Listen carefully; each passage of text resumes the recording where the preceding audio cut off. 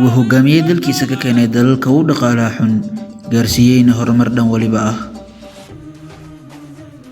wuxuu hogaamiyay ka noqday dal dhan waliba ka burbursan aanan lahayn dhaqaale la sheego wuxuu hormariyay tiknoolajiyada ciidanka iyo dhaqaalaha wuxuu ku daray dalkiisa 20 dal ee ugu dhaqaalaha badan adduunka waana madaxweyne aan weligiis ku guuldareysan doorasho uu galay hogaamiyahani magaciisu waa Rajab Tayyip Erdogan kusoo dhawaada daawadayaal muuqaalkeena maanta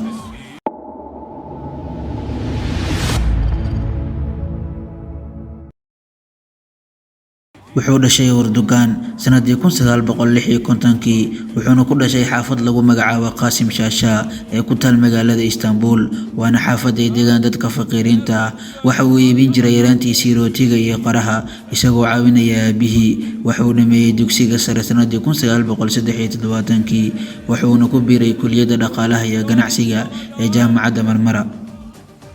dabaradeeg dadaal badan iyo juhdi iyo qaadashada duruus diiniya waa mid ka dhigtay madaxweynaha dalka Turkiga iyo ku guuleystaha doorasho waliba oo galo Gel oğlum bir sandalye çok yoruldu.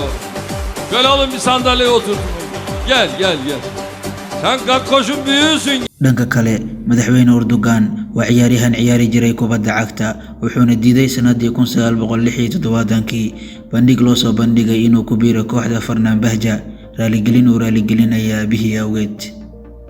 horaantii siyaasadiisa waxa uu ku biiray Erdogan xisbigii nabadda ee wadanka intaa kadibna waxa uu ku biiray xisbigii lagu magacaabayay Welfare Party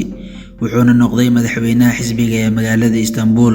haddana waxa uu ku biiray madaxweyne Erdogan xisbiga Fayretu Party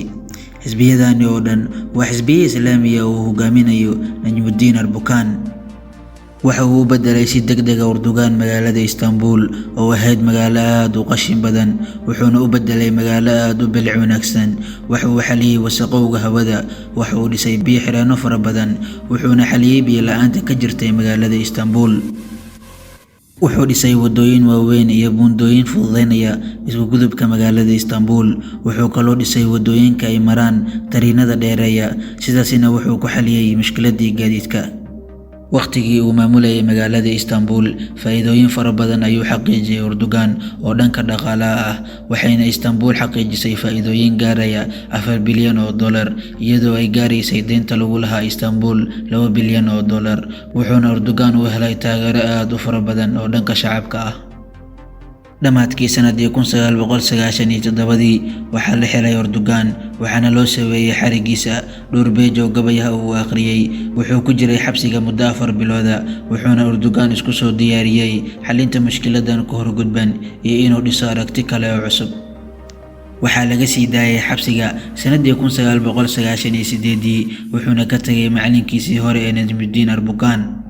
wuxuuna sameystay isaga xisbigiisa uu gaarka ahaa ee cadaaladda iyo kobaca wuxuu ahaa xisbi aan weligiis ku guuldareysan doorasho uu galay ilaa uu ka noqday xisbiga madaxda sanadii 2002 waxa uu noqday Erdogan ra'iisul wasaare sanadkii 2003 wuxuuna bilaabay inuu dhiso Turkiga aan hadda arkayno wuxuu garab istaagay muslimiinta dhibaataysan sida Falastiin iyo Soomaaliya wuxuuna bilaabay madaxweyne Erdogan wada hadaladii uu ugu biiri lahaa midowga Yurub wuxuuna dhisay dhaqaalaha dalka Turkiga wada sanadaha uu hogaaminayay gudahood wuxuu ka keenay dhaqaalaha dalka Turkiga $250 bilyan wuxuuna geeyay $840 bilyan waxaana kordhay dhaqaalaha qofeed ee ku soo aadaya muwaadinka waxaa kor u kacay shaqaalaha mishaarkooda waxaa hoos u dhacay shaqo la'aanta waxaa kor u kacay wax dhoofinta waxa uu awooday inuu bixiyo dhammaan deymihii laga lahaa sanduuqa lacagaha ee caalamiga wuxuu deemiyay $6 bilyan isla sanduuqa lacagaha ee caalamiga wuxuuna gaaray keedka bankiga dhexe ee wadanka $114 bilyan sanadkii 2014 sidaas ayuuna kaga mid noqday Turkiga 20 dal ee adduunka ugu dhaqaalaha badan koriin dhaqaale oo caadi ahayn nabadgelyo gudaha iyo dibadba ah iyo dalxiisayaal fara badan kadib waxay wax waliba isku bedeleen si kadis ah waxaana sanadkii 2013 bilaabmay mudaharaadyo looga soo horjeeday xukuumadda Erdogan waxayna booliiska u adeegsadeen awood waxaana ku geeriyootay 4 qof oo mudaharaadayaashii ah iyo 7 qof oo booliis ah xaalku waa uu sii darsaday markii uu xumaaday xiriirka Ruushka iyo Turkiga kadib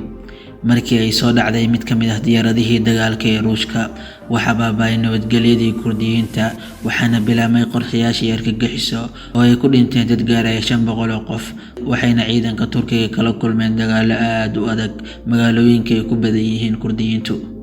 waxaa hoos u dhacay dhaqaalihii, waxaa kaloo hoos u dhacay tirada dadka dalxiisayaasha ahaa iyadoo ay qiimo beeshay lacagta lirada ee dalka Turkiga. sanadii 2016 waxay qayb military ka mid ah isku dayeen afgambi, laakiin waxaa ka hortagay shacabka oo fashiliyay afgambiga. markaan Erdogan wuxuu la yimid qorshe wax ka bedel oo ballaaran iyo siyaasad cajiib ah.